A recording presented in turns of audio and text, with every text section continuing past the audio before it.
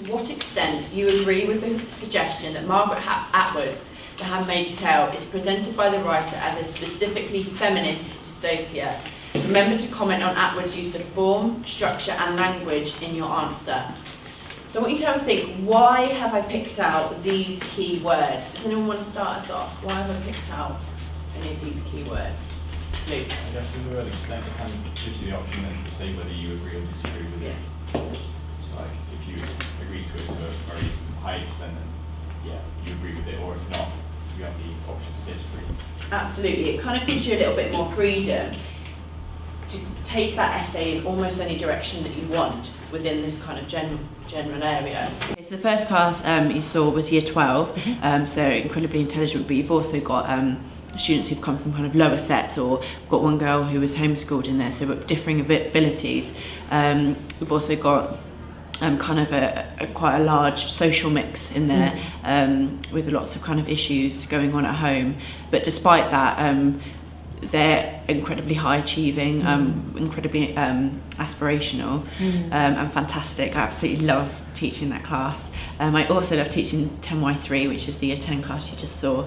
It's 10Y3, but they're probably about set 5. It's a lovely group because it's such a small group that you really feel you can nurture them and kind of foster their confidence. We have got a lot of needs in that group. So we've got students who've got kind of BESD, we've got speech and language needs in there, we've got Asperger's, so lots and lots of needs in that group. Yeah. It was so lovely meeting all of your parents, the ones who I met on Wednesday. It genuinely, I think I've been to a lot of parents' evening. I think that was my favourite parents' evening, because seeing like your parents so proud of you and seeing the sense of achievement you had and having that conversation with both yourself and your parents was genuinely, I think it was the best parents' evening. I'm also really proud of you. It's because your FA2s, wow, they were amazing. I read out some of them to some of the other teachers because I'm the biggest teacher geek, and I'm probably so annoying. Go up to all the teachers and say, have you seen what Matt's written? And they're like, yes, Miss Norman, I know.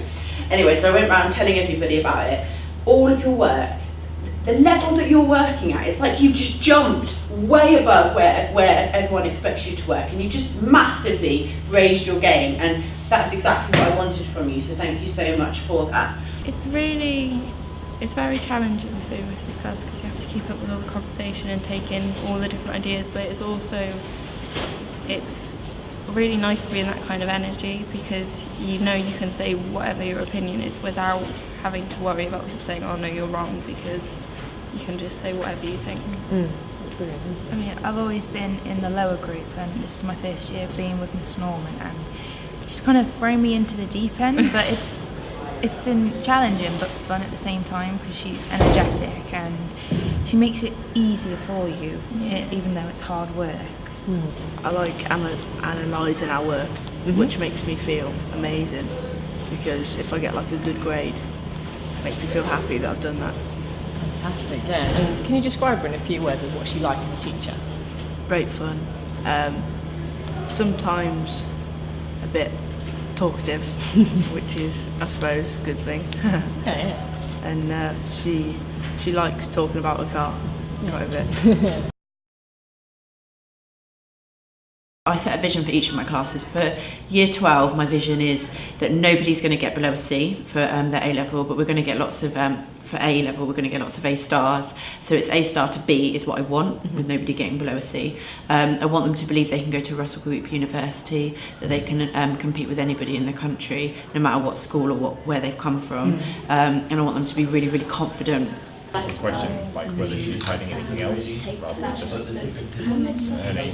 It might be small, but it could be symbolic for. Like she doesn't even tell her name. She doesn't. Yeah, we have to figure that out. It's a really interesting question, actually. Could maybe reflect the fact that she's so indoctrinated, or she's so terrified, or there's multiple reasons why, but it's really interesting. I haven't picked up on that. That's a really interesting point.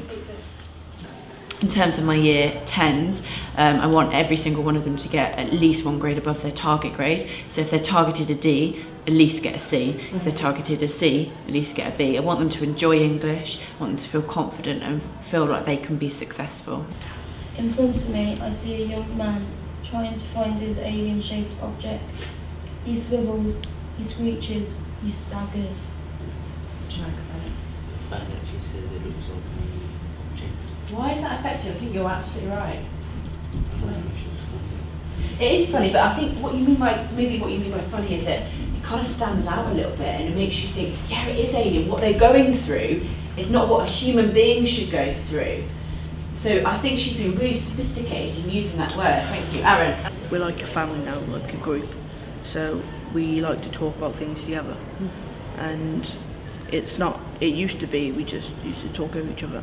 We used to like kind of, don't hate each other, we just didn't like talk to us a lot. But now we've produced over the times that we've become a family. Energetic. Yeah. Passionate. Very easy to kind of relate to. Like some teachers will use lots of big words, but Miss will go like, oh yeah, intertextuality. Yeah, this means this, and she'll really give you a clear idea of what to do. And she's somebody you can go to about everything, even if it's not just like lessons and things like that, which is really useful. Miss can be eccentric at times, but that also adds in an unpredictedness to a lesson, so it isn't the same boring thing being repeated over and over. Basically, like she's a really good teacher. She produces good lessons, and I gotta say, like, if I had to give her a mark out of 10, I'll give her 11 because she's a really good teacher. Like lessons really enjoyable. Like sometimes you can be sat in a lesson and teacher's just talking to you for loads and you just kind of switch off, but like you never really do that in English. And That's kind of always impossible. good. I often say, starting to be a teacher is like the First World War. They give you a rifle, point you in the direction of the enemy and say advance. And I think that good teachers have resilience. They have the ability to bounce back that next day, which of course is, a sign of their resilience. They don't stop thinking about the job, about how that could have gone better, about how they analyse it. And she's got all of those strengths. And also she cares about the young people. You can't be a teacher divorced from the students. So if you've got any skills at all as a teacher, you care about them. And Sarah definitely cared and still does.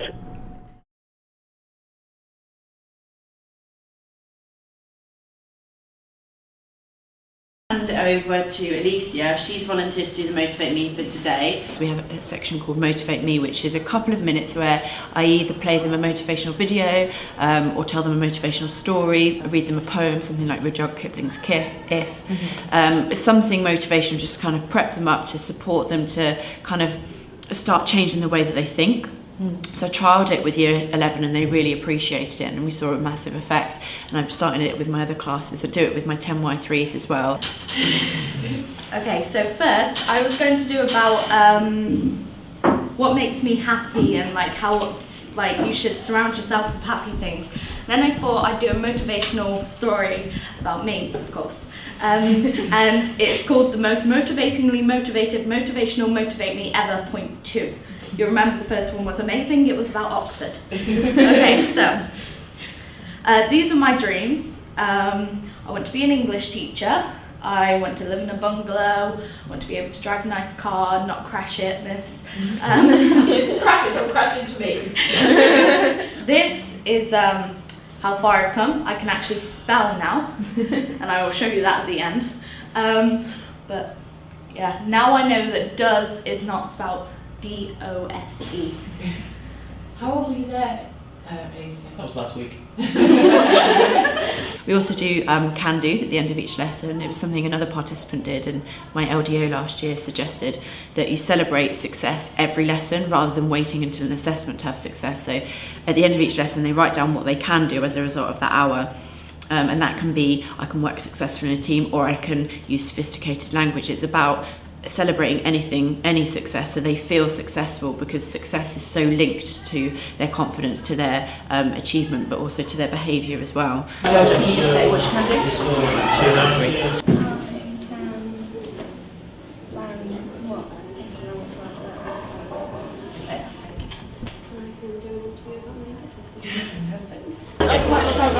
Well done. Well done. In terms of my kind of the way I plan my lessons, the way I deliver my lessons. I never used to use images, but I had a fantastic mentor, my subject mentor at my school, who's now on maternity leave.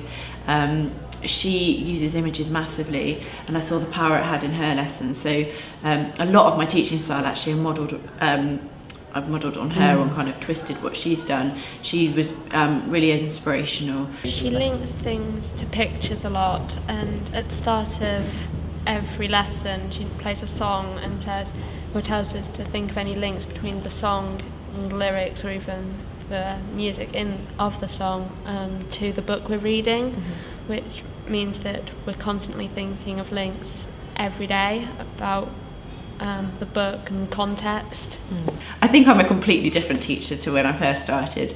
I was very nervous. I had quite a lot of barriers up, I think, when I first started. I thought, you can't share any personal stories. I didn't quite understand that you have to make relationships with students. And it's been, I think I've changed every year, but this year it's really become crystal clear to me the power of relationships and kind of communicating with people, with the students. I think the good thing about Miss Norman is she's a great English teacher, but she'll also kind of help you with anything. Like she took us to Oxford to, even if we didn't want to do English, just sort of go around and see what we want to do. And each time when we were doing our GCSEs, she'd sort of say, you can get this good grade and then you can go on to do this, and she knows exactly what you want to do. So it's really easy to kind of talk to her about anything. She also isn't afraid to tell us about what her experiences are as well. Oh, brilliant. And how does that help you? It just gives us a bit more confidence in what we're doing. She wants to equip us with the skills to succeed in whatever we do, because she's helping us with our teamwork and our individual study work, so that we can, even if we don't do English and do another subject, we have the skills. Like, she's teaching us some university techniques. Like, bibliography is the way universities like thesis statements, which is really helpful for further education. And I think she also wants us to progress as a person, also believe in ourselves that we can actually do it. I see him staring at the now barely visible golden orb in the deathly grey sky. His eyes are fixed on the sun, like our traumatised eyes on him. He violently extends his bony, starving arms, only to collapse into the gritty, gruesome ground. Right, That was really while I recover, can somebody tell me what's brilliant about that, please?